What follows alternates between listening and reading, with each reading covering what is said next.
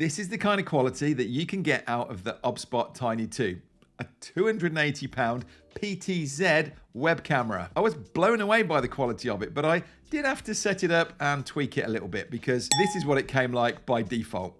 And it might seem okay, but hopefully you can see the difference there of just dialing this in a bit. In this video, I want to walk you through the OBSBOT Center software where we work the camera, and as we come across the features, I'm going to demonstrate them all to you, rather than just trying to list off a load of random facts about it. I've got my wireless mic, I'm ready to go, and if we need to do a bit of exercise to be able to demonstrate this and showcase it, so be it. So first off, this isn't just a web camera, it's a PTZ web camera.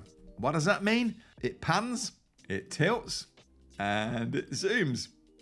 And thankfully, we can put some presets in to always pull it back to where we left it. Because thanks to some clever AI, it will track me wherever I go around this room, as you're going to see in a few minutes. But PTZ cameras aren't anything new. I believe OBSBOT came out with their first one in 2019. I did a review of the OBSBOT Tiny back in 2021. But to be honest, while I was impressed with the gimmick factor of it, I wasn't really impressed with the quality of it. And so it never really made it outside of the box after I'd done the review.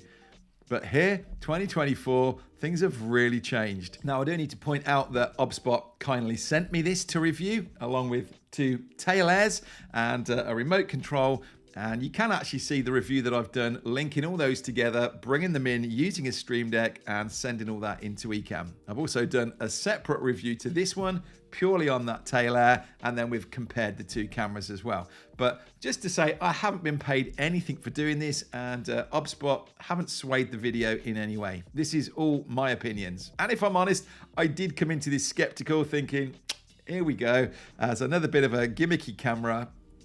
As I said at the start, genuinely I am blown away by the quality of this thing. Now, I mentioned the tail air. These are different cameras within the OBSBOT range. This Tiny 2 is definitely a webcam, meaning it's designed really to be sat on the top of your laptop or your monitor, or at least just a little way behind it like I've got it here. It connects over USB, I plug it in, and straight away inside of eCam or Zoom or anywhere else, I can see this. And I'm going to have to watch this because the hand gestures are being picked up.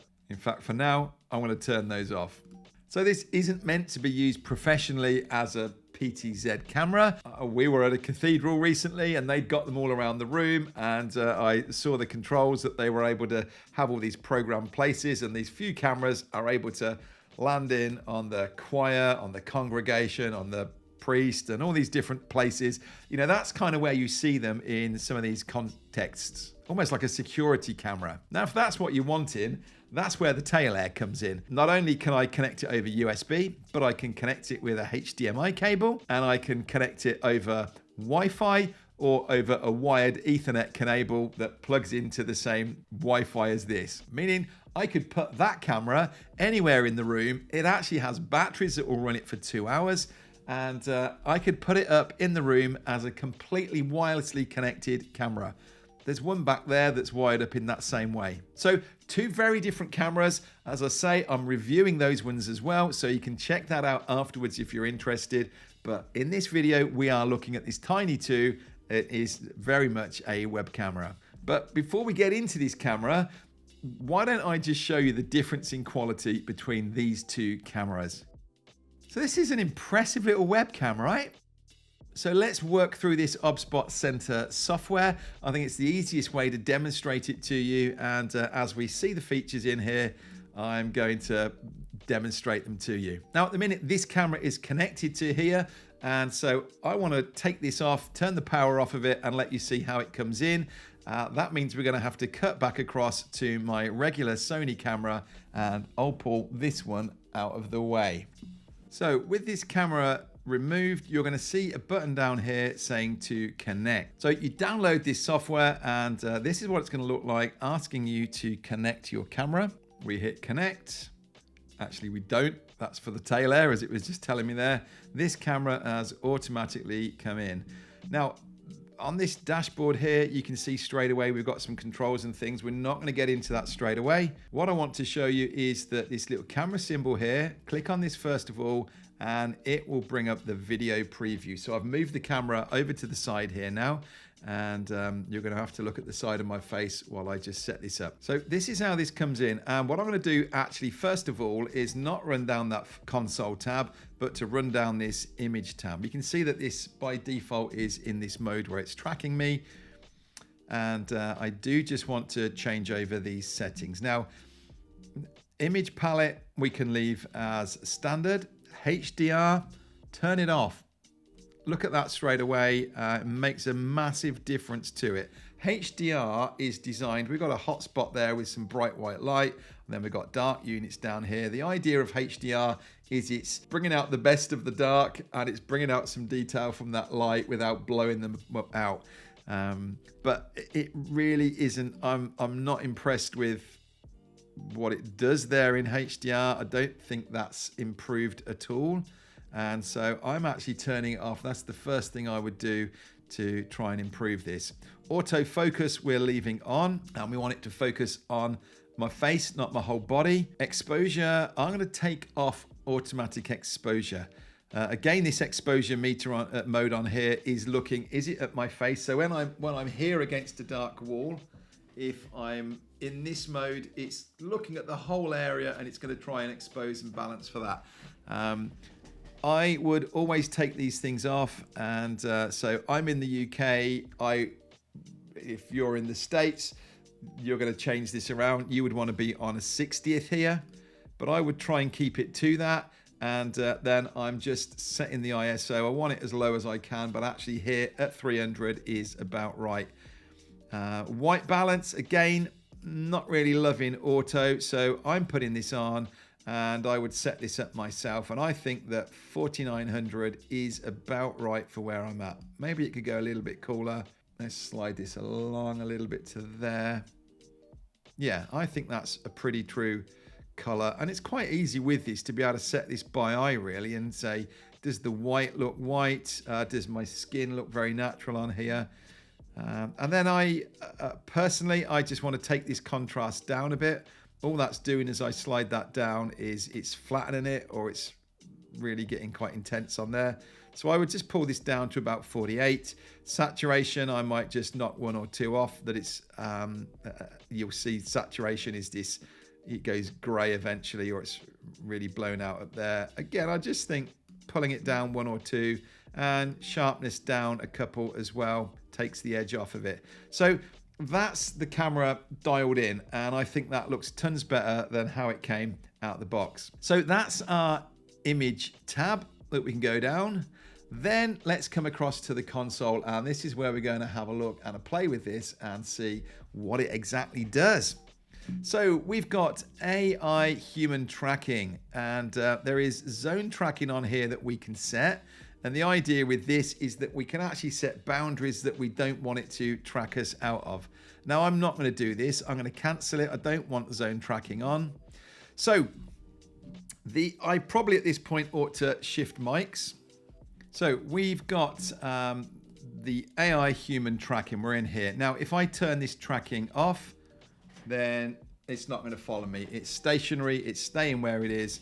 As soon as I turn on one of the tracking, so this is normal tracking, and it'll follow me here.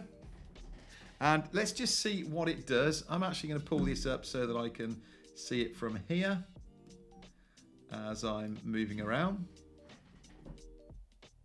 Don't know why the focus seems to have gone.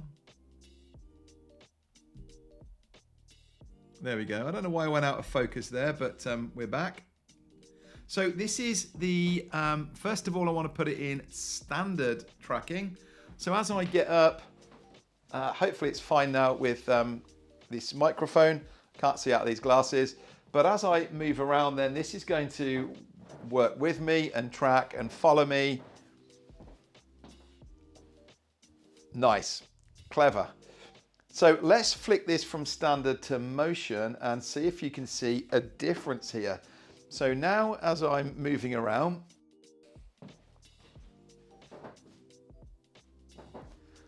does it settle or change or do anything differently? I just found it seems to almost pan and move around a little bit more with this motion than standard that seems a little bit more mechanical. Okay, so this is the first bit, the basics. I would put this into motion rather than standard. Let me flick my other glasses on and then I can see what I'm doing as I go. Now, we've got some other bits down here. We've got upper body. So it doesn't matter when I'm close up because it's only going to get that anyway. But when I'm standing back here at a bit more of a distance, how's this going to cope with me? So that's given me the wide view there. If I click on upper body, it's still going to track me the same and let me move around. But notice that now it's keeping in, and this is where you can see this motion really coming in more, how that it goes out, comes back in, but it's keeping me in this position here. Now, I do have to say this has always been a little bit of a bugbear with me with these PTZ cameras is I kind of want to lose a bit of this headspace up above me here. I want it to actually, I want to be more there in the frame, but it's trying to put my head right in the center. So this is upper body,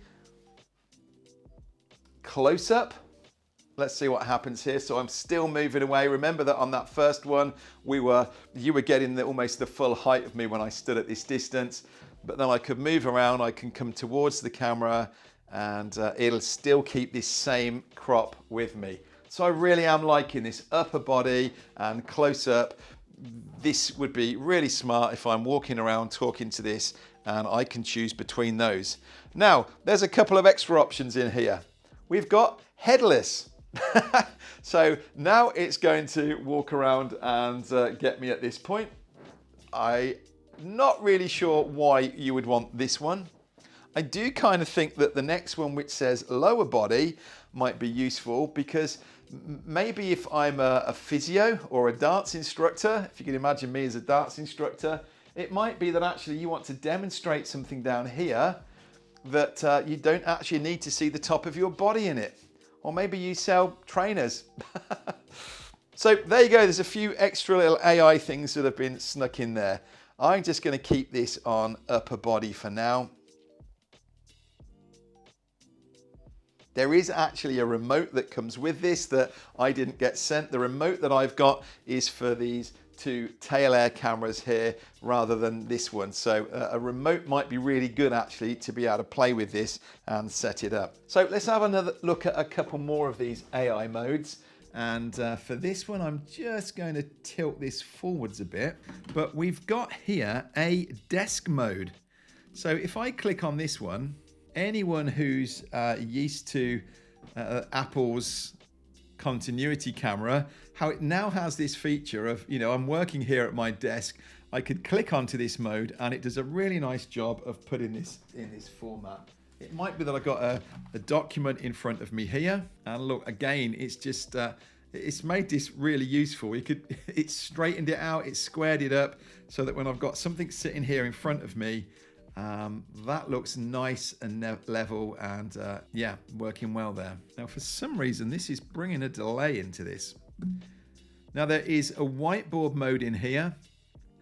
In order to use this whiteboard mode, it seems to be picking up. Let's come out of desk mode. Now whiteboard mode, I've seen on the website, you can kind of have a little laser pointer inside the remote control and then you can point it at the whiteboard and it will follow it and it will zoom into it. Or I think it will find a whiteboard anyway. I'm not sure. Would it pick up? No, it's not going to spot that over there. Now, one thing that I do like is this hand gesture control. And I've got this set up on here at the minute as left hand. So look, that's going to follow my left hand wherever it goes. It's not worried about my right hand. Yes, it is. It was doing so well the other day. When I'm sitting here in front of it, come on.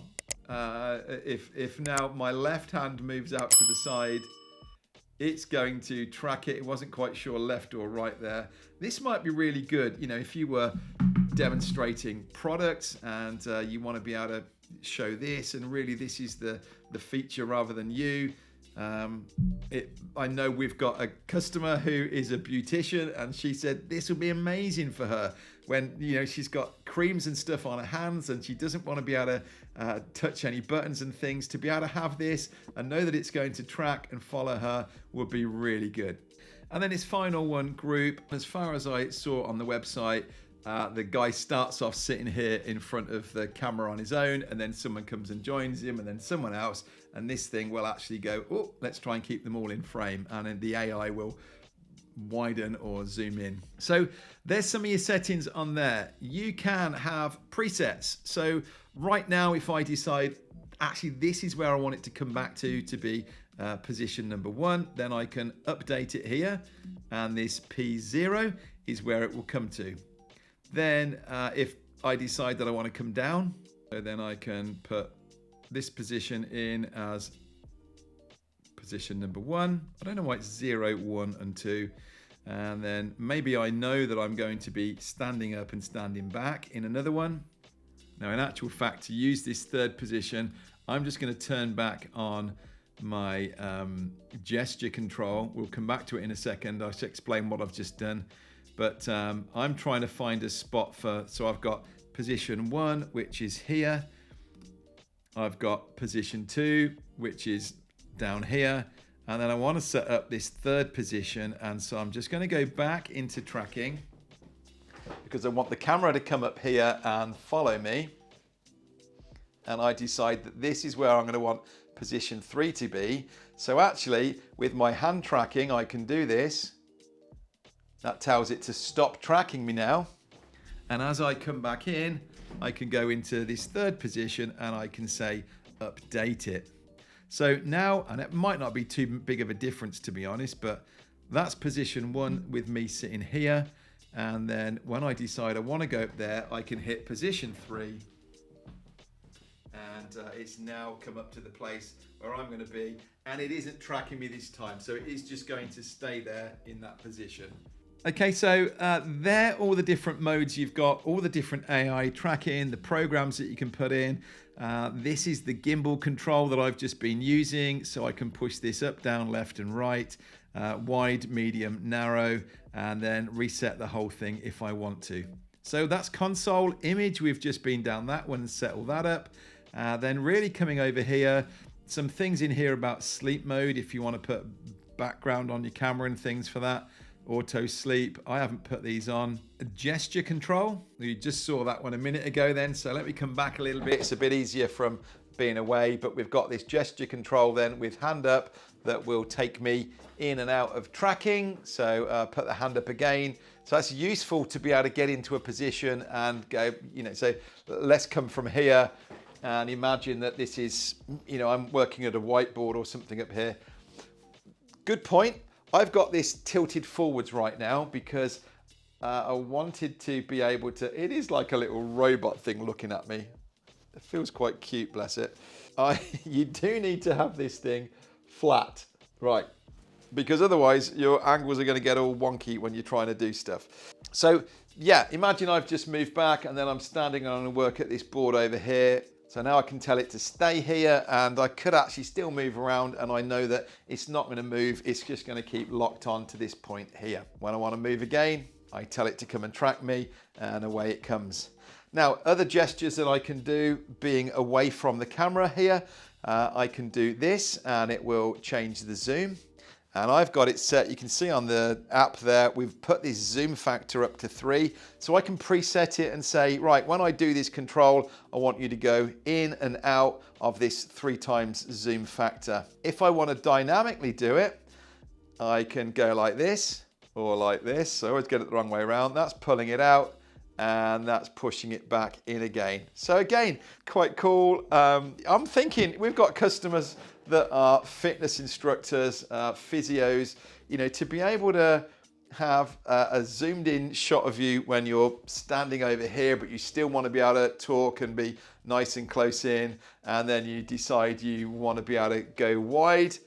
You can click on this and now they can see you full height and you do your stretches or whatever you do. I really like this. This is very cool. Now, what else have we got to tell you in here? We're going to come back to our position 1. Which has moved because I just moved the position of the camera there. Now, what you can't see is I just did that last bit there with a Stream Deck because although I don't have a remote for this machine here, I have got the thing set up to a Stream Deck, and you can watch that video at the end. I show you exactly how to bring this in, set it up inside of the Stream Deck, and then connect it through to 𝗙𝗏𝗦𝗢𝗡 as well. But you can see I've set up controls on here, so actually I can do my up and down, left and right, and I can do steps in here as well with zooming the thing in and out. And I can actually turn on these different controls. So now we're in hand control, and it will follow around my left hand wherever it goes until it loses it and decides to follow my right hand instead. Normally very good. Obviously trying to keep it undistracted if possible, but it will follow this hand. And again, let's just pick up a water bottle or something so you can see, you know, it isn't just my hand itself. It will pick up if I've got something in there as well, and it will follow that around. That could be quite good if I knew with my left hand I was going to be writing up on a board up here. It'll center on that rather than centering on me. But I need to take it out of that mode because it's still trying to find me. So what I should have done is position 1, bring it back to my new position 1. I can press and hold that preset, and now it's just locked that back in. So this is my new position 1. Now, one of the things I'm noticing is that as soon as I'm starting to come out of this perfect lighting scenario that I've got here, I'm starting to look and I'm thinking it's not looking as great. And I know they advertise this as being great in low light and different things. And I guess for that, I would need to turn it back onto all these auto exposure and things. Do you want to see that? Personally, if I was going to use this, I would still make sure I was in a decent, well-lit space. We can turn some of the lights off if you want to. Before I get to that, just the last couple of features to show you along the bottom of this preview. I did just change this back into 1080p because I found that the preview screen was sticking a little bit as I've been doing this. Now I've been recording a lot of videos today. My poor MacBook Pro must be struggling.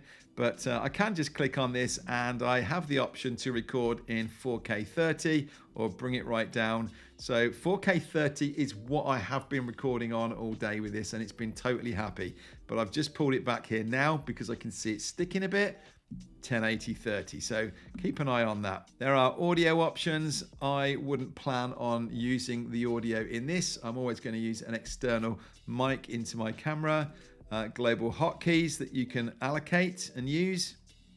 I don't even know what this means, so I'm not going to pretend to. And general settings, just a few last bits in there as well. So nothing major, but I just wanted you to see that setting. And if you want to, you could flip this camera around, or you can rotate it so it's coming in the other way there. I can actually record straight into the software here rather than using eCam or Zoom or something else. I haven't been able to get going. This is meant to be the virtual camera telling me I haven't got something installed on this. This opens and closes this preview window. Yeah. Oh, we haven't seen this one. Beauty. Almost missed this, a little retouch thing. So let's have a look. You're probably thinking, Adrian, there's nothing they could do to improve your face. Let's have a look. Oh, I've just taken that off there and that's now gone off of your screen. Let me pull this back round, actually. I'm going to put this camera back in front of me so it's in a better position. And I'm just thinking that that is looking better. I'm going to push this back up a bit. I'm all excited because I feel like I'm going to get a little makeover now. I'm just going to come back into that image because I thought I'd got this set. Yeah, I don't know. Somehow this has kicked me out. I did just want to take that contrast back a bit. Definitely the saturation off a bit, and the sharpness. And I feel like something has changed. Nope, we'll go with that. So retouch. We can put some fake bokeh in if we want, and it's going to blur this background. And we can adjust how much of a blur we want. That's quite cool, actually, that you get an option for that. But it is, you know, as I get to the edges, ooh, not cool. So you can see there, that's how that's going to cope with those edges. It's like zoom. It's nasty. Please don't be using that. And don't think that just because I'm there in front of that navy, it looks all right. No, that's not cool. So we're not using that one. Retouch. Let's try this. So I choose who I am, and I'm a man. And what's it going to do to my tone? Don't know, really. Smooth. You can take that to an extreme and pull it back a bit. Clarify, slim. Look at that. Let's put me on an instant diet. And narrowing as well. Ooh. It's good job there's not like an auto one on here that's making me feel like that's what I should look like. Face, so I can change my eyes. What's it going to do? Increase the size of my eyes, my cheekbones. Man, this has really got some features in here, hasn't it? My nose. Yeah, my mouth. Wow. Whiten them teeth. Definitely. Actually, that is pretty impressive.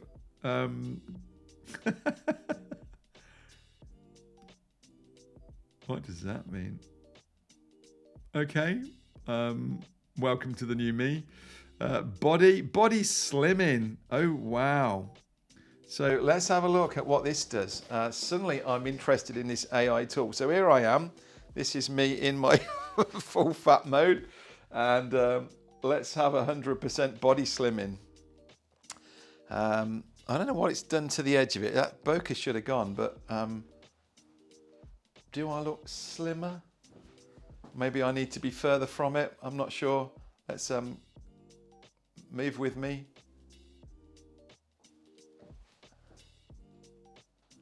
It's not playing. Here, I'll do it on the app. So whether when it slims you, it's doing this same thing and putting this little halo around me, I'm really not liking that because I thought I'd turn that off up here. No, it is still on. Interesting. Okay. So that's not coming into the slimming because, you know, I do want this waistline to go in. This would save me a lot of stress trying to actually lose weight.